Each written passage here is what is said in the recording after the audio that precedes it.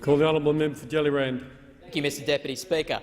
Well, just under 30 years ago, a member of this chamber took their first tentative steps into the political fray by nominating themselves as a first-year student for election to the august position of student representative at the University of Adelaide's Education Standing Committee. It was a bashful start.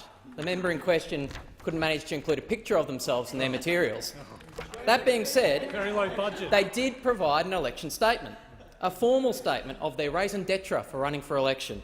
And in this statement, the bashful member said, "I feel it is my duty to stand for election, to do everything possible to forestall the introduction of fees, and indeed to end any movement by any federal government to introduce fees." Now, I happen to support the imposition of income-contingent, reasonable deferred repayment university fees for university students.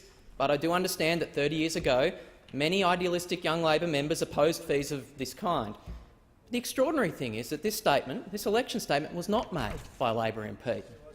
It wasn't the member for Adelaide. It wasn't the member for Kingston. It wasn't the member for Port Adelaide. But who could this be?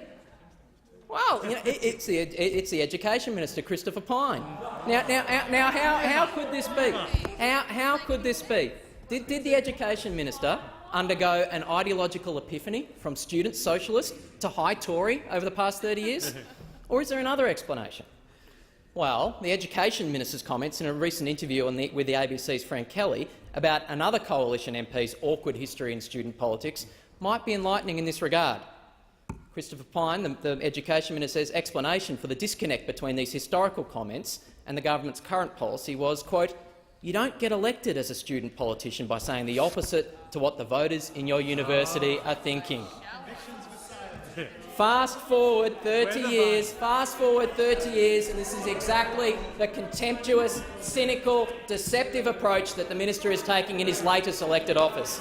Before the last federal election, the Coalition's Real Solutions policy pamphlet, another document that, surprisingly enough, is also missing the face of the Education Minister, made this promise to the Australian people. Quote, "We will ensure the continuation of the current arrangements for university funding."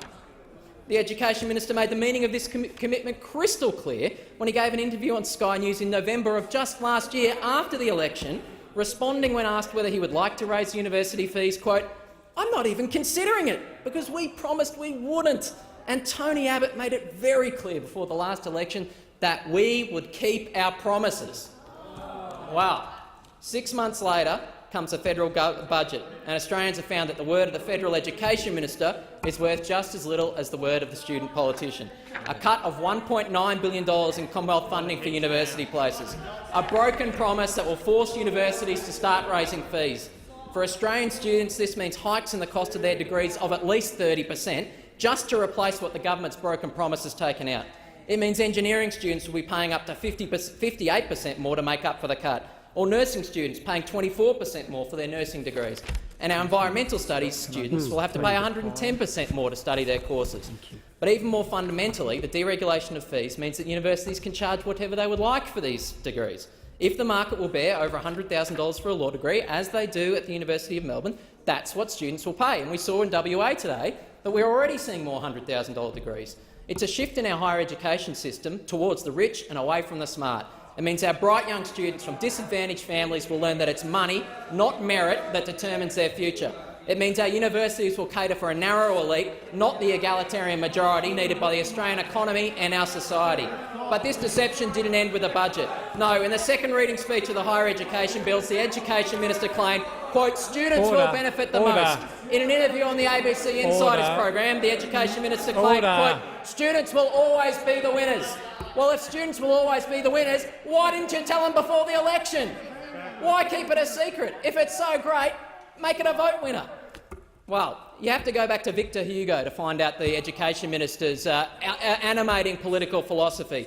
When he says, quote, "He does not speak, he lies. This man lies as other men breathe. He announces an honest intention, be on your guard. He makes an assertion, distrust him. He takes an oath, tremble."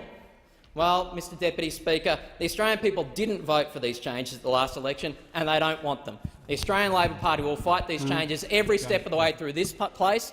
They'll fight them every step of the way in our community, and we'll fight them all the way through the next election where we kick this deceitful government out. Order.